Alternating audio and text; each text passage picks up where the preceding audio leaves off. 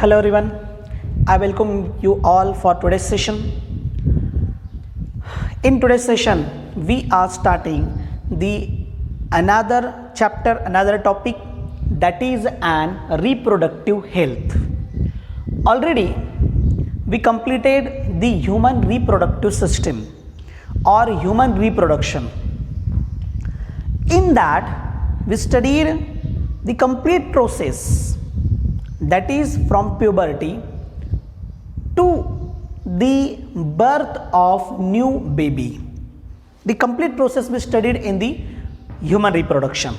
Okay, so there are need of some specific thing, need to give the information of the specific thing related to the reproduction.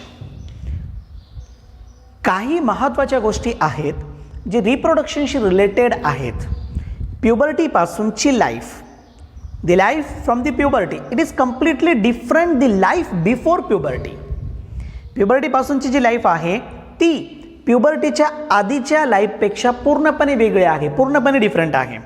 मग puberty नंतरची जी life आहे त्यामध्ये कितीतरी बदल होतात. There are many changes, कितीतरी बदल होतात. रिप्रोडक्टिव्ह ऑर्गन्स डेव्हलप झालेले असतात. In body there is an internal hormonal changes, त्या ठिकाणी हार्मोनल चेंजेस झालेले असतात. And because of that there is changes in the behaviour, emotions and various things of that human being.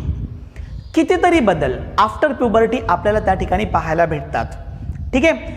And because of these changes there is the impact of some sexual problems. ह्या चेंजेसमुळे काही sexual प्रॉब्लेम्सचे impact हे आपल्याला पाहायला भेटतात. आणि कितीतरी impact आहेत, कितीतरी इम्पॅक्ट. मी स्पेसिफिकली काही इम्पॅक्टचा जर विचार केला तर म्हणजे आपण त्या गोष्टींचा जर विचार केला तर त्यामध्ये एक थिंग अशी आहे, that is an birth control, ही एक थिंग आहे. त्याच्यानंतर second another thing is that because of sexual relationship there is an STDs, that is sexually transmitted diseases. Okay, may be there is an sexual abuse because when puberty is there is an different sex attraction.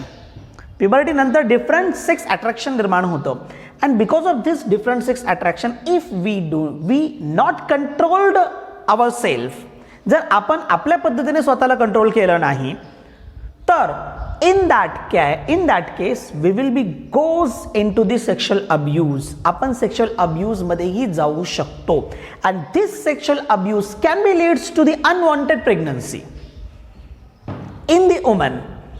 यामुळे unwanted pregnancy सुद्धा त्या ठिकाणी निर्माण होऊ शकते. May be the partner is with sexually transmitted disease और with specific sexual diseases, that diseases may be transferred to the another partner. हे diseases जे आहेत ते अदर पार्टनरकडे सुद्धा ट्रान्सफर होऊ शकतात. For example AIDS and many more diseases are there. आपण ऑलरेडी त्याला ह्युमन हेल्थ अँड डिसीजेसमध्ये बघितलेलं आहे. ठीक आहे. तर हे जितके काही प्रॉब्लेम्स मी तुमच्यासमोर ठेवले किंवा जितकी काही इन्फॉर्मेशन मी तुमच्यासमोर ठेवलेली आहे, दॅट कम्प्लीट इन्फॉर्मेशन आपल्याला माहीत असणं गरजेचं आहे. त्या बाबतीत आपण अवेअर होणं गरजेचं आहे. There is an awareness, there should be awareness for about this information.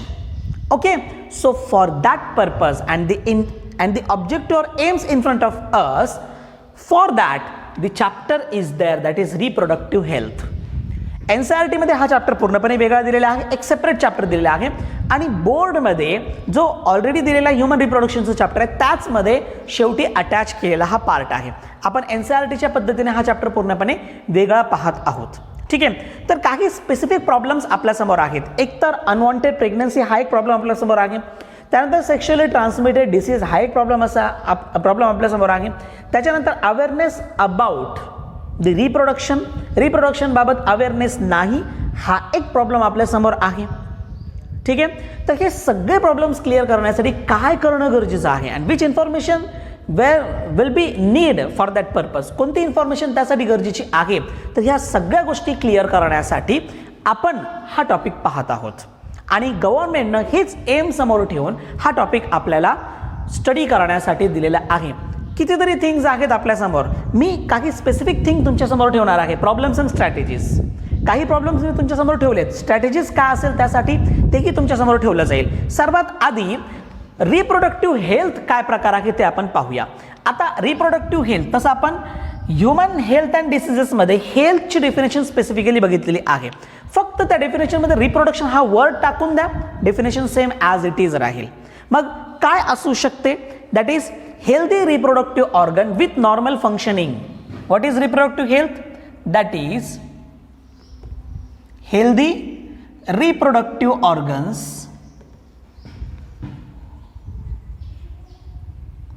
with normal functioning.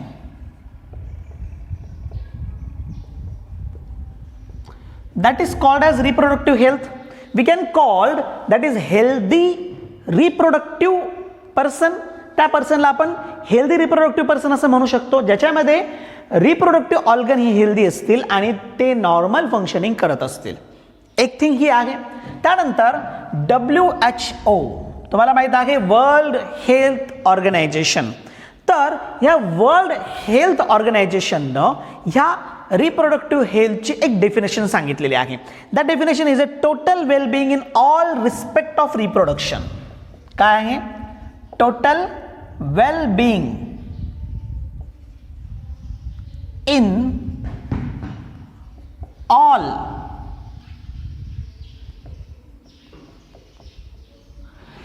respective reproduction or in all aspects of reproduction.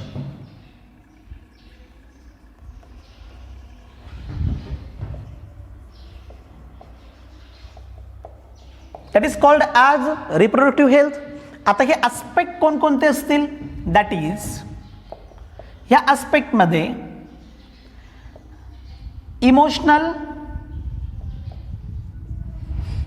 Emotional wellbeing, behavioural wellbeing, okay, then physical wellbeing, ह्या सगळ्या गोष्टी यामध्ये येतील.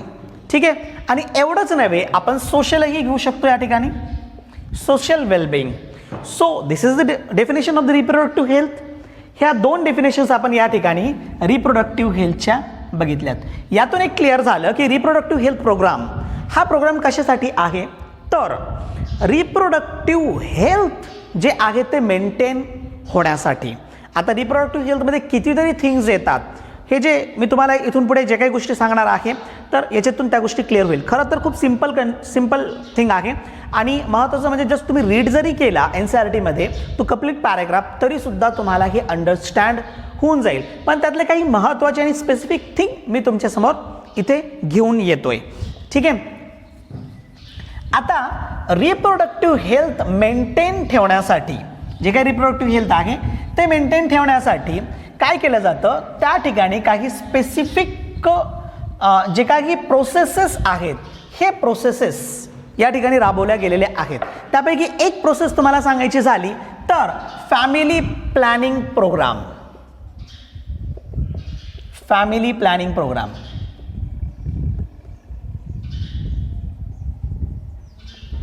याला आपण FPP असं म्हणतो. आता फॅमिली प्लॅनिंग काय प्रकार आहे? तुम्ही कितीतरी वेळेस ऐकलेला असाल व्हॉट इज फॅमिली प्लॅनिंग. ठीक आहे. बट ॲक्च्युली फॅमिली प्लॅनिंगमध्ये काय काय येतं याच्याशी आपण कधी किंवा या बाबतीत आपण कधी विचार केलेला नाही. काय स्पेसिफिक थिंग आहे फॅमिली प्लॅनिंगमध्ये? मग एक तर फर्स्ट आपल्याला फॅमिली प्लॅनिंग एकच माहीत आहे की पॉप्युलेशन खूप वाढते, increasing population, we have to stop it. Or increasing rate higher आहे, आपल्याला काय करायचं आहे? कमी करायचं आहे. एवढंच आपल्याला फॅमिली प्लॅनिंग माहीत आहे. पण फॅमिली प्लॅनिंगचे ऑब्जेक्टिव्स त्यापेक्षाही अदर पण आहेत. त्यामध्ये एक आहे that is avoid unwanted birth. Avoid unwanted birth.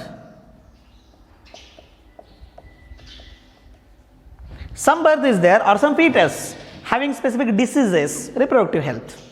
Some diseases or maybe there is an abnormalities. So in that case we can't give birth that type of child or that type of fetus.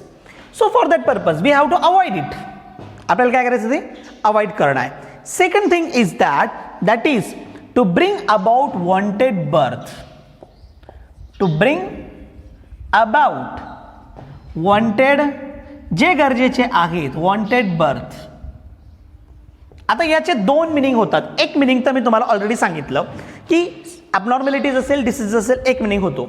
Another meaning is there, फॅमिलीमध्ये already 2 child आहेत, third चाइल्डची गरज नाही, unwanted. Fourth चाइल्डची गरज नाही, fifth चाइल्डची गरज नाही, unwanted. Is it clear? तुम्हाला समजत असेल मी काय बोलतो आहे या ठिकाणी. वॉन्टेड, एकही चाइल्ड फॅमिलीमध्ये नाही आहे, मग आता गरज आहे. Is it clear? म्हणजे मी या ठिकाणी 2 मिनिंग सांगितले. एक तर मिनिंग काय सांगितलं तुम्हाला की चाइल्ड किंवा फिटस हा ॲबनॉर्मल आहे, काही डिसीजेस त्यामध्ये असेल, क्रोमोझोमल डिसीज असू शकतात, कारण बिफोर बर्थ असणारे डिसीज आफ्टर बर्थ कधीही क्लिअर होत नाही किंवा ट्रीट होत नाही. त्यामुळे त्यापेक्षा त्या फिटसला बाहेर न येऊ देणे ही थिंग आहे. आणि अनादर थिंग मी तुम्हाला या ठिकाणी क्लिअर केली. ह्या 2 गोष्टी या फॅमिली प्लॅनिंग प्रोग्राममध्ये येतात. थर्ड थिंग यामध्ये येते that is to regulate the interval between pregnancy. काय करायचं आहे? Regulate interval between pregnancies. Now what is about the interval? In some families you already listen or hear that one birth is there. For example, first birth in 2019, the next birth immediately in 2020, the another birth immediately in 2021. What is this? There is no gap between the pregnancies. Pregnancies मध्ये या ठिकाणी gap नाही आहे, and because of that we can't carefully and systematically and also healthy develop the babies. आपण हे करू शकत नाही, बेबीला हेल्दी ठेवू शकत नाही, त्यानंतर त्याची डेव्हलपमेंटही चांगल्या पद्धतीने आपण करू शकत नाही, कारण गॅप तितका नाही आणि लगेच दुसऱ्या चाइल्डला तितका वेळ आपल्याला प्रोव्हाइड करायचा असतो. Mother is not completely ready for another child और नेक्स्ट चाइल्ड. मदर सुद्धा लगेचच नेक्स्ट चाइल्डसाठी रेडी नसते आणि अशा केसेसमध्ये काय केलं जातं? इंटरवल कमी केला जातो. आणि म्हणूनच हे अवॉइड करण्यासाठी काय आहे या ठिकाणी रेग्युलेशन महत्त्वाचं आहे, त्याला रेग्युलेट करणं महत्त्वाचं आहे. आणि हे फॅमिली प्लॅनिंगमध्ये हा एक महत्त्वाचा ऑब्जेक्टिव्ह आहे. थर्ड ऑब्जेक्टिव्ह आहे to determine the number of children in family. To determine number of children in family. याचं मिनिंग तुम्हाला क्लिअर झालेलं आहे. ठीक आहे, मग that is about the family planning programme. This family planning programme at world level किंवा जगामध्ये in world the first country that is India. आपली कंट्री आहे. The first country who or that started the national level family planning program. काय केलं? National level family planning programme start केलं आणि हे केलं होतं 1951 मध्ये. ठीक आहे, 1951 मध्ये. यावरती प्रश्न पण विचारलेला आहे याच्या आधी. नंतर इन 1977 1977 मध्ये याला चेंज केलं गेलं, that is family welfare programme मध्ये. 1977 change to family welfare programme यामध्ये चेंज केलं गेलं, दॅट इज FWP. नाव आत्ता हा जो डिपार्टमेंट आहे किंवा हा जो प्रोग्राम आहे हा वर्किंग आहे in the name that is reproduction and child health care, that is RCH. Reproduction and child health care या नावानं सध्याला भारतामध्ये आता हे वर्किंग आहे.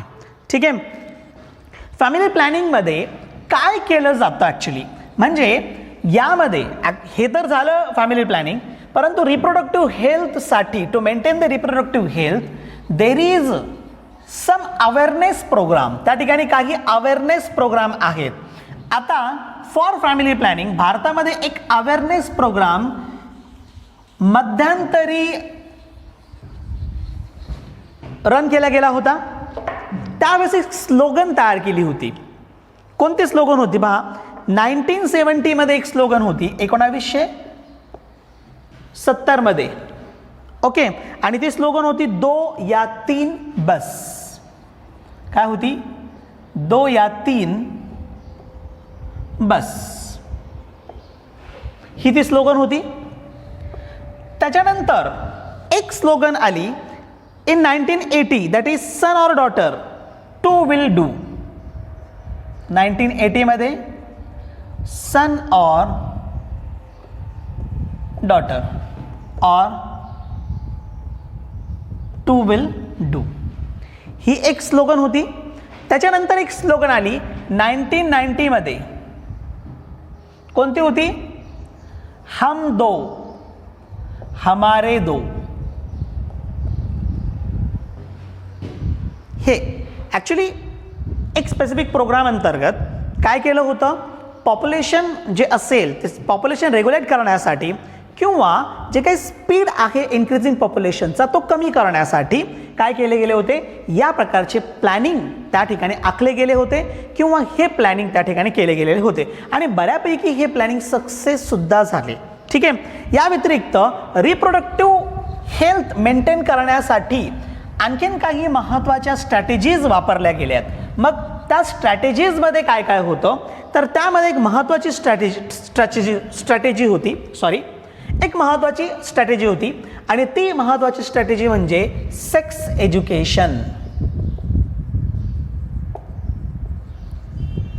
यासाठी गव्हर्नमेंटनं हे स्पेसिफिक जे काही प्रोग्राम आहे तो प्रोग्राम फॉलो केला होता, सेक्स एज्युकेशन. आणि इवन सेक्स एज्युकेशनला चाइल्ड जे काही सिलेबस आहे किंवा आपण त्याला म्हणूया विद्यार्थ्यांच्या अभ्यासक्रमामध्ये त्याला इन्क्लूड केलं गेलं होतं सेक्स एज्युकेशन. का आणि कशासाठी, तर एक स्पेसिफिक इन्फॉर्मेशन आहे, ती इन्फॉर्मेशन विद्यार्थ्यांपर्यंत पोहोचावी ती गरजेची होती. एकतर असतं काय की जस्ट प्युबर्टीमध्ये एंटर झालेलं असतं आणि कितीतरी थिंग्स हे मुलांना माहीत नसतात.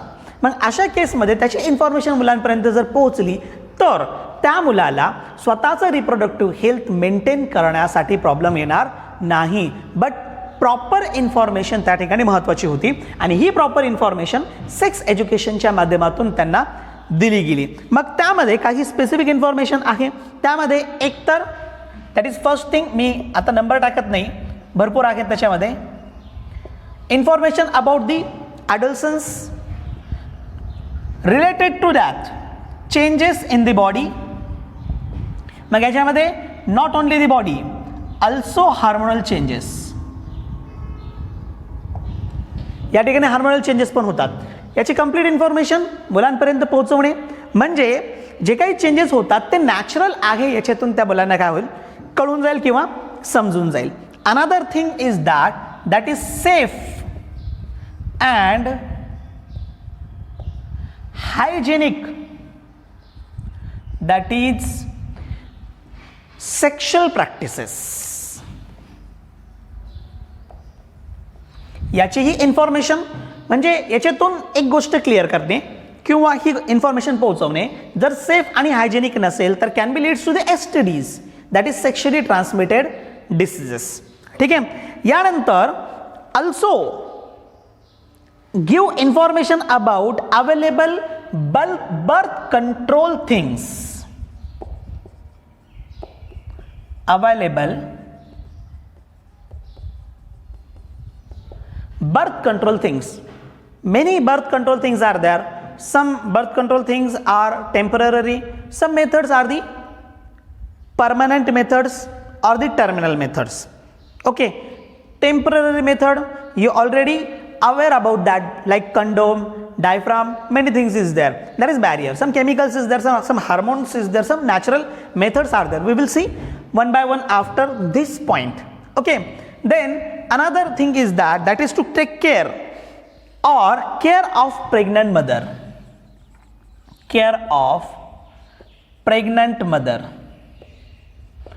Again, this is in pregnancy condition. After pregnancy, that is postnatal care. Postnatal केअरमध्ये मग दोघांचंही, mother as well as new born baby or the child, दोघांचीही केअर यामध्ये येईल, त्याचीही कंप्लीट इन्फॉर्मेशन पोहोचवणे. त्यानंतर information about importance of breast feeding.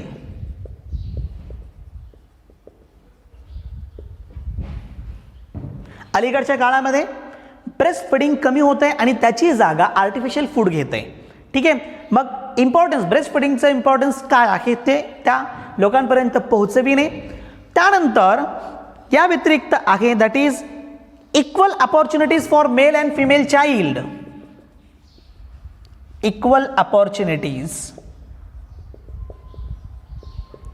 For male and female child. Then again, to provide or to stop, that is female feticide. Stop of female feticide म्हणजे काय? Female child जी असेल, अलीकडच्या काळामध्ये खूप जास्त प्रमाणामध्ये आपल्याला ते ऐकायला पण भेटलं, पाहायला पण भेटलं की एखादं दाम्पत्य असेल किंवा फॅमिली असेल, फिमेल चाइल्ड बर्थ होण्यासाठी त्याला म्हणजे बर्थ होऊ दिली जात नव्हती. म्हणजे अशा केसमध्ये अम्निओसेंटेसिस असेल किंवा अदर मेथड्सद्वारे, दॅट इज USG असेल, तर त्याच्याद्वारे हे माहीत करून घेतलं जायचं की आतमध्ये चाइल्ड कोणता आहे, नंतर अबोर्ट केलं जायचं. ठीक आहे, now this is not a legal process. आता इलिगली ह्या गोष्टी होत होत्या, आता त्यावरती काही ॲक्टसुद्धा आलेले आहेत, म्हणजे त्याला स्टॉप करण्यासाठी किंवा प्रिव्हेंट करण्यासाठी स्पेसिफिक ॲक्ट आपल्या देशामध्ये सुरू करण्यात आलेले आहेत. या व्यतिरिक्त इन्फॉर्मेशन अबाउट दी सोशल इव्हिल्स, काही सोशल इव्हिल्स आहेत. आता सोशल इव्हिल्स काय असतात हेही आपल्याला माहीत असणं गरजेचं आहे. सोशल इव्हिल्समध्ये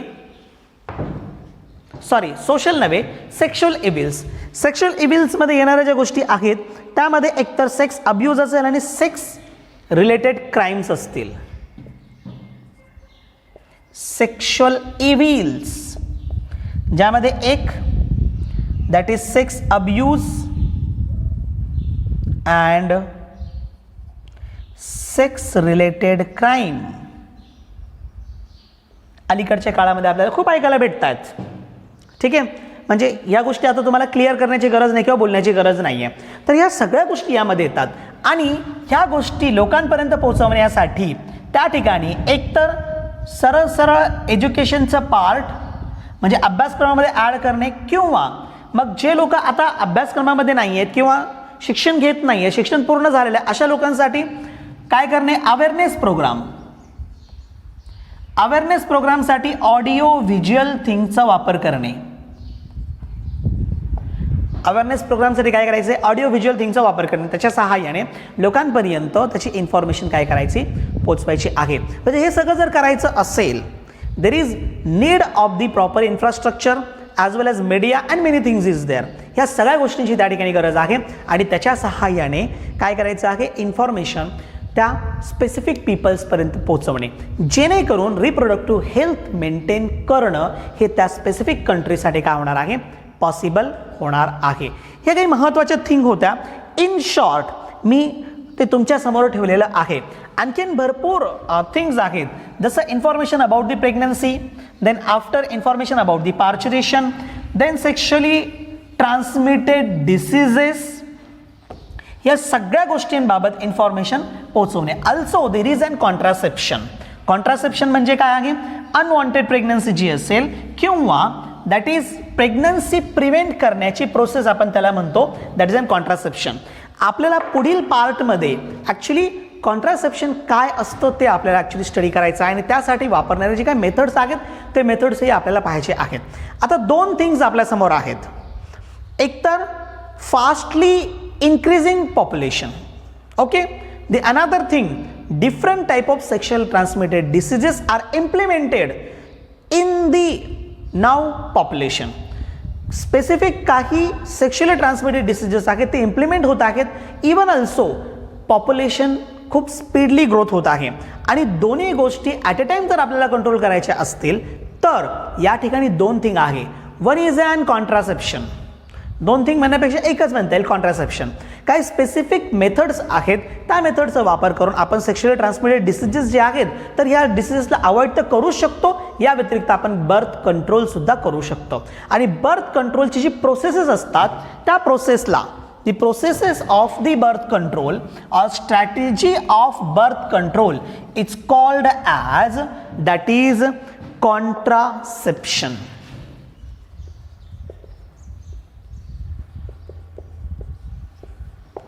आपण त्याला काय म्हणतो? that is called as contraception. that is the method to prevent unwanted birth. what is contraception? method to prevent unwanted birth. Contraception he process आहे आणि मेथडला आपण कॉन्ट्रासेप्टिव्ह मेथड म्हणतो. मग हे जे कॉन्ट्रासेप्टिव्ह मेथड्स आहेत, there are two methods are available. दोन methods याच्यामध्ये अवेलेबल आहे. एक मेथड आहे टेम्पररी मेथड, एक आहे टेम्पररी मेथड आणि another one is permanent method. परमनंटला आपण टर्मिनल मेथड सुद्धा म्हणतो. ओके, आता हे जे मेथड्स आहेत हे मेथड आपल्याला दोन्ही पाहिजे आहेत. त्यापैकी टेम्पररी मेथड आज सुरू करणार आहोत आपण. टेम्पररी मेथड हे काही काळासाठी युजफुल असते आणि परमनंट मेथड कायमस्वरूपी प्रेग्नन्सी प्रिव्हेंट करण्यासाठी असते. आता टेम्पररी मेथडमध्ये there are chemical methods, use of chemical to kill the sperms. Then another one is barrier method, use of specific things to prevent the entry of sperm into the female genital tract, that is a barrier method. Another one is hormonal method. Hormonal, progesterone, estrogen both maintain the pregnancy, that is maintain the endometrium. With the help of artificial or synthetic hormones we can prevent the pregnancy. Okay, so for that purpose that there is an hormonal method and the last one is natural method. तर असे चार methods आहेत जे temporary method आहेत ज्याचा वापर करता येऊ शकतो. आपण वन बाय वन मेथड पाहूया. त्यामध्ये पहिली मेथड आपण बघूया, that is an chemical method. Chemical. So what is the chemical method? काही स्पेसिफिक मार्केटमध्ये केमिकल्स आहेत, we called them that is spermicides. काही स्पेसिफिक केमिकल्स आहेत, हे काय करतात? This chemicals kills the sperms. हे जे केमिकल आहेत हे काय करतात? स्पर्म किल करण्याचं काम करतात. परंतु स्पर्म किल कसं होतं? जर स्पर्मची मोबिलिटी किंवा स्पर्मची ॲक्टिव्हिटी ही जर स्टॉप झाली तर मग स्पर्म इझिली काय होतात? किल होतात. पण ती स्टॉप कशी होणार आहे? मग ती स्टॉप होईल by inhibiting the O2 intake. मग ह्या केमिकलचं काम काय असतं? That is it inhibits the O2 intake. Oxygen intake हे इनिबिट करतं. जर ऑक्सिजन इनटेक इनिबिट केलं तर आपोआपच काय होतील? Sperm will be kills. ठीक आहे. तर ही आहे केमिकल मेथड. केमिकल मेथड जी आहे तर याचं फेल्युअर रेट हा 30% असतो. इट्स फेल्युअर रेट यावरती प्रश्न विचारला जातो.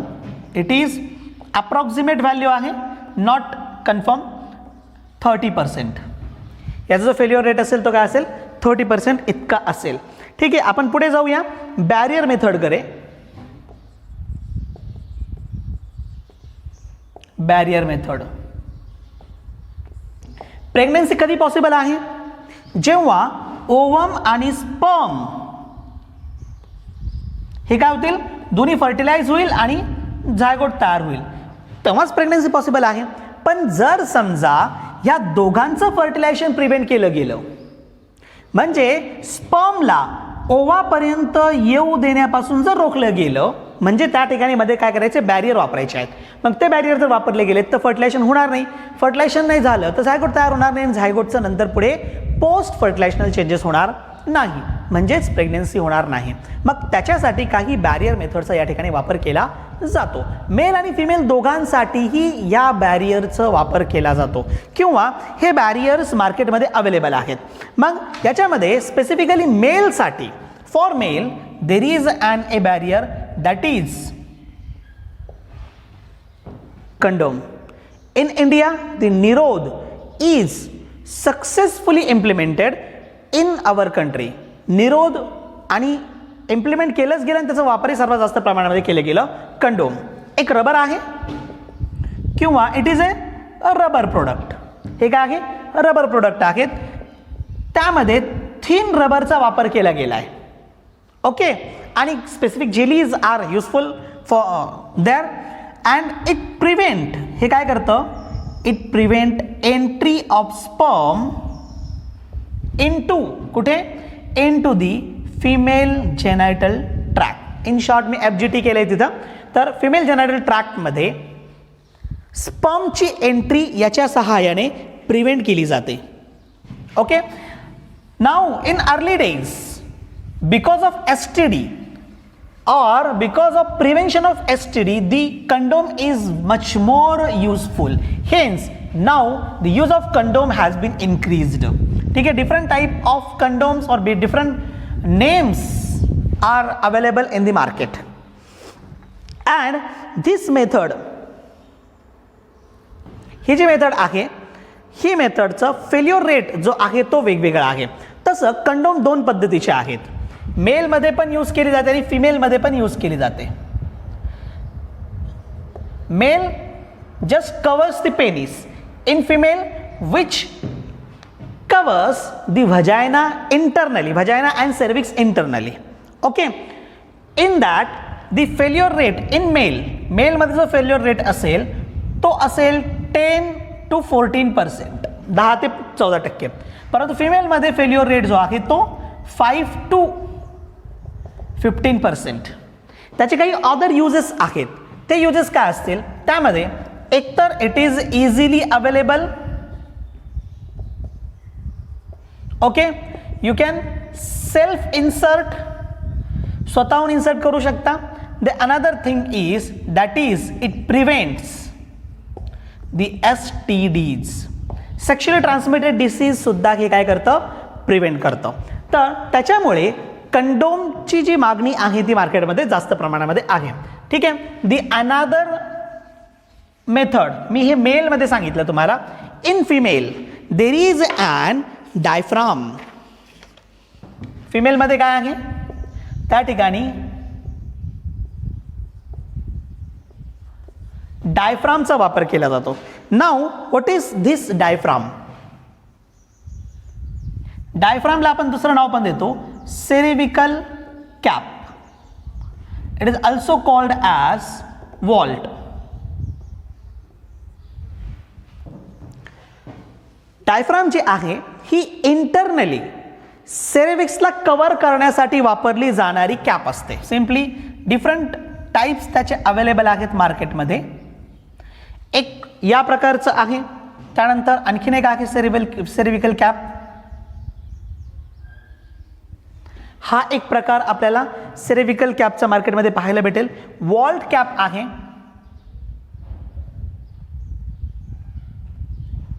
या पद्धतीने. तर यांचा वापर केला जातो कशासाठी? To prevent the entry of sperm into the female genital tract. Sperm female genital ट्रॅक्टमध्ये गेला नाही तर काय होईल? फर्टिलायझेशन होणार नाही.